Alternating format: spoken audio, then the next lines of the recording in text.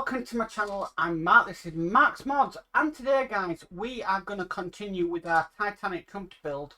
And today guys it is portholes. Now we have got a lot of them to do. I am going to be using some reference points for this, which I'll explain more in a bit. But basically we've got them to drill out because I'm basically lighting in the hull.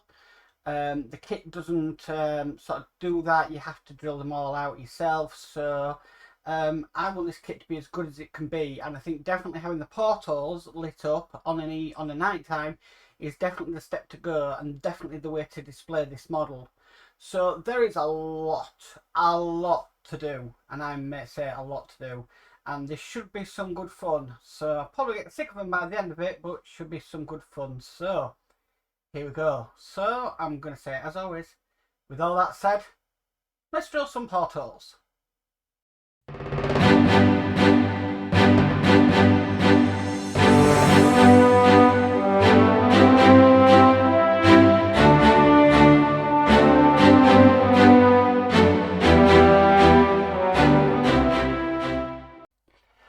Okay guys, so here we have the hull of Titanic. Now remember, in the last issue I was getting all the injection moulding marks from underneath all sorted, which they are now, and that line is all done as well. So now we're going to be moving on to the sides of the hull, and we are going to be preparing this hull as well, excuse me.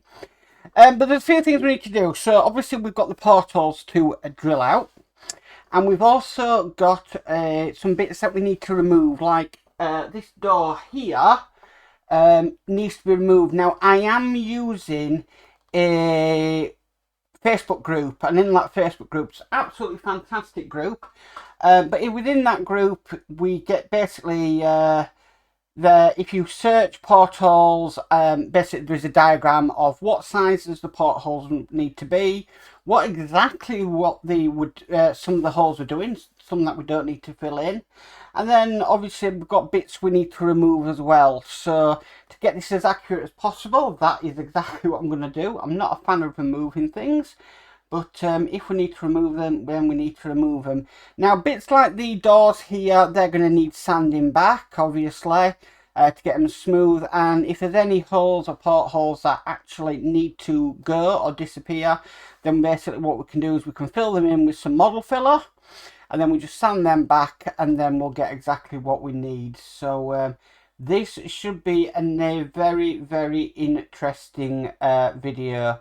So yet again, what I'm going to do is I'm going to sort of try and speed it up the best I can. I will be using, I've got my Archimedes pin vise here, which is brilliant for the job. I have also got my Dremel multi-tool. If you're going to be using this, I would say definitely use it on the slowest speed possible. And then I've got various drill bits that are basically colour coded. If I just show you these.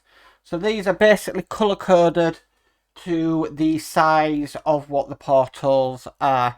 Now the Facebook group I'm on about, I will put the link down in the description below in the video if you'd like to come across that group. It's basically a Trumpeter Titanic group, and in there they are doing some absolutely fabulous things with technology and photo etch and decals and everything else like that, things you're going to need for this trumpeter model. So we better get started. Well, I better get started on this one because this is going to be a long job. So let's get started.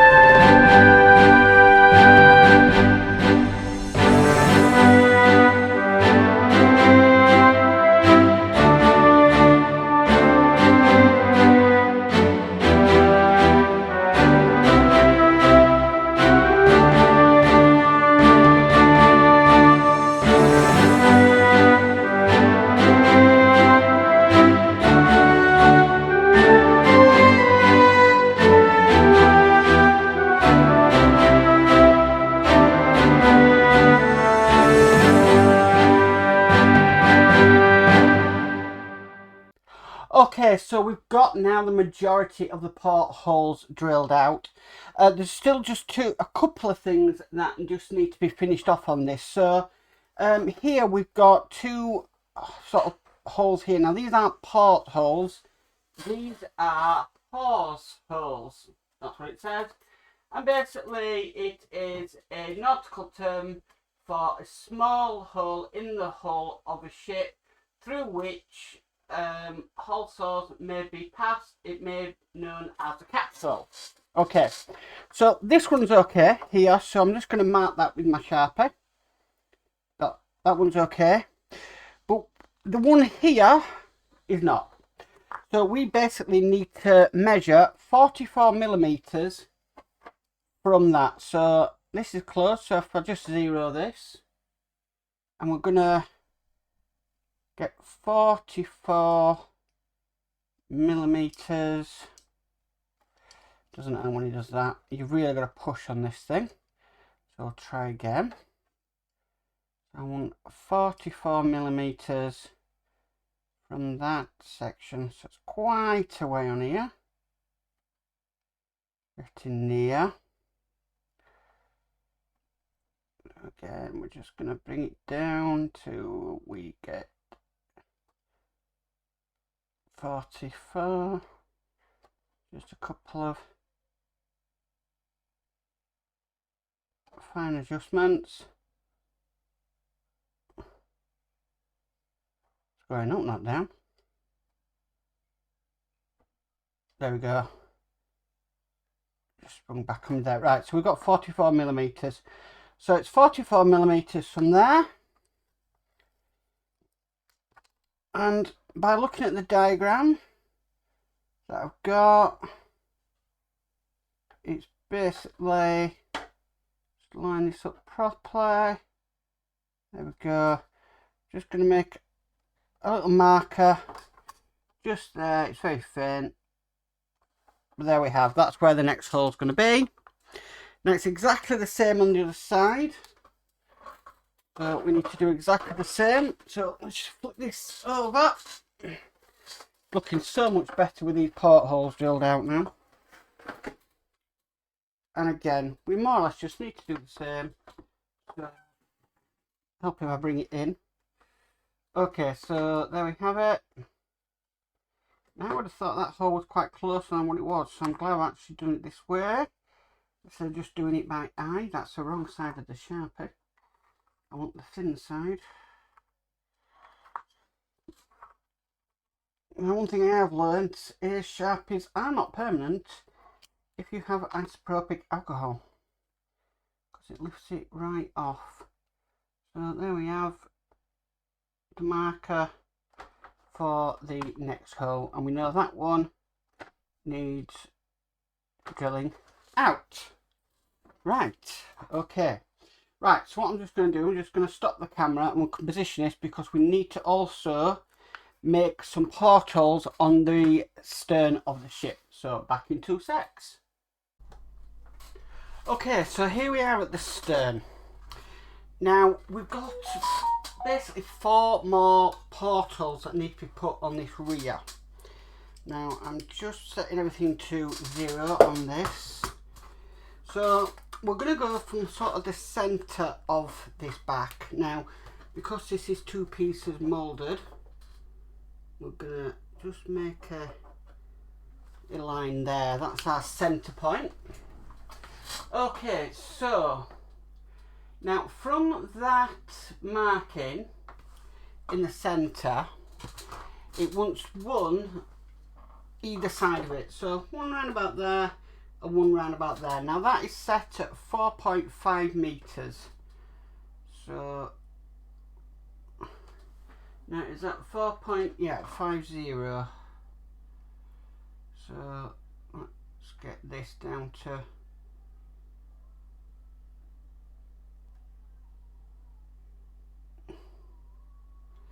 very delicate doing that one, but if you can notice there, we're at 4.5, and we're just gonna mark off from where I keep on going for the wrong side. Yeah, done all them portholes. I've never gone for the wrong side of the Sharpie once. So it's going to be round about there-ish. And then we've got another one just at the side here. So that's going to be about there-ish. So I've got them two lines. I'm not worried about the, like I said, the Sharpie marks, because I can get rid of them with some isopropyl alcohol. Okay, so we have another two to do. Now I'm going to go off this measurement, this porthole here, and what we need to measure out is 16.5 millimeters.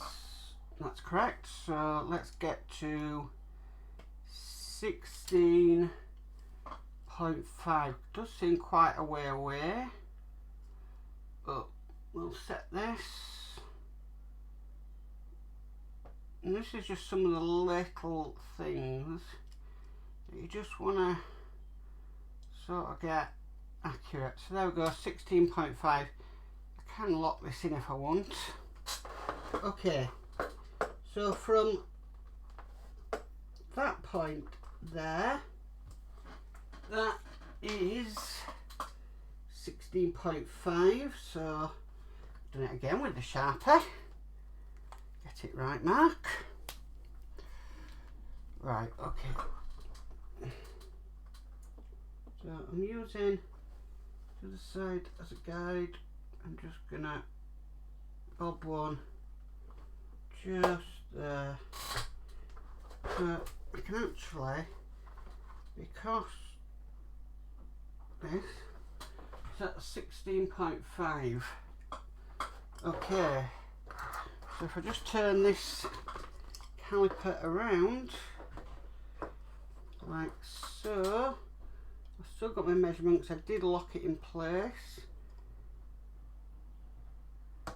That's 16.5 there. Okay, now it does seem quite a way off, but what we can do is the distance between the hole that we've done and the centre line is 12 millimeters plus 4.5 millimeters, so 16.5 millimeters. If it's like this on here, we know we're in the right place, so that's way off. So let's have a check. So what we're looking for is 16.5 millimeters.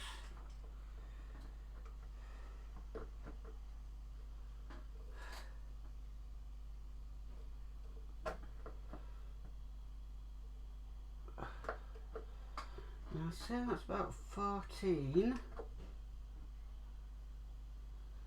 So maybe a little bit further. So this is a good thing about this, you can just double check what you've done. So I'm going to set this to 16.5. It is almost there, it's just a little bit. I think we're dealing obviously with the shape of this. Just a little bit off, just a little bit further to there. Who's going to know it's there? Me, unfortunately. Okay, I'm just going to measure this one, and that one is more or less spot on. So one side was a little bit off, one side was more or less spot on. Okay, so what we need to do now is we're going to drill them out, but we have actually got two more to put in.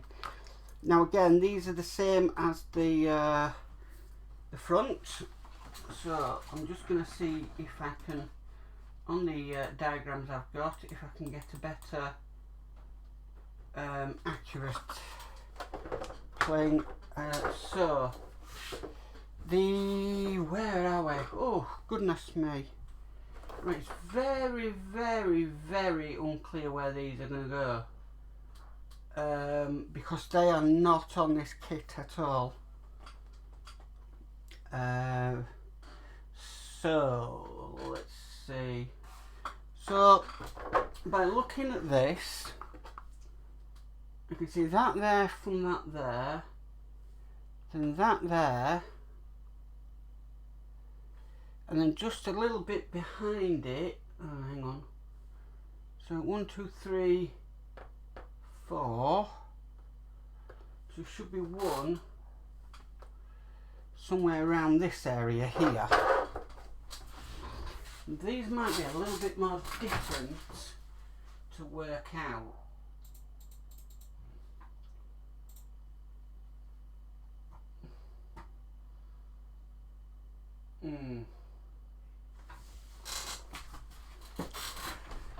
So there's no measurements on these at all.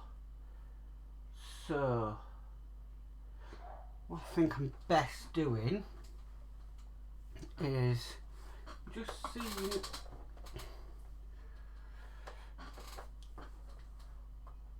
by looking at it, it's this part here that these need to go onto. So what I might do is make some reference shots and try and measure them, but that is more or less measuring these holes out. So what I'll do is I'll drill these out and then we'll come back and we'll look at it once it's all been drilled out. So back soon. Okay guys, so we have finally done all them portholes on the rear there. Looking fantastic. And that's basically it for portholes, would you believe? So they're all drilled out. So if I just go as far as I can with the camera. Yeah, drilled out on all sides there. All the correct sizes. That's taken its time. But we are finally done. So the next video will be, obviously the hull needs cleaning up. I need to go through every hole just to tidy them up. As you can see, just like these ones you see, just need to sort them out. And then there's some holes on here, well, some portholes that have not been drilled, that shouldn't be there, that I need to remove. And we will remove them. There's a few other bits and pieces that needs to be removed and filled in, but once that's done, this will be ready for paint, well, primer. So basically, yeah, we will be doing that in the next video. So that will be to finally finish the hull and finish it off and all the prep work, and then yeah, can't wait. So that's all the portholes complete. Well guys, that's taken 2 weeks and a few days to do. Wow, that is a lot. There was a lot there. You got 9 sizes of different types of drill size to use, and oh, there's a lot to do, but I'm glad it's done. It looks absolutely amazing. Compared the hull to what it was before to what it looks now, it's night and day. It really is night and day. It looks absolutely amazing with the portholes looking at. You know, it doesn't just look like a piece of plastic that's shaped like the Titanic hull. It really does now look like the Titanic hull now them portholes have been drilled out. It does take time. It has taken a heck of a long time. But it's been totally worth it. Totally worth it. Even my slight accident I had, which is a different story for a different day, but it kind of drilled into my finger. But we'll talk about that another day. But I'm glad you hopefully you enjoyed this video. I've got more videos to come, like I said. So the next video will be obviously sorting out the hull ready for primer. And that is to remove some bits and pieces and basically to clean up all the portholes that we've done. So that just means going in there with a file, just making sure that all the plastic's out of there and they look totally clean and exact, and that's the way I want them. Anyway, hopefully, if you like this video, please could you give it a massive thumbs up. If you haven't already subscribed, please remember to subscribe and hit the notification bell and be notified of any future videos. But as for always, guys, stay safe and bye for now.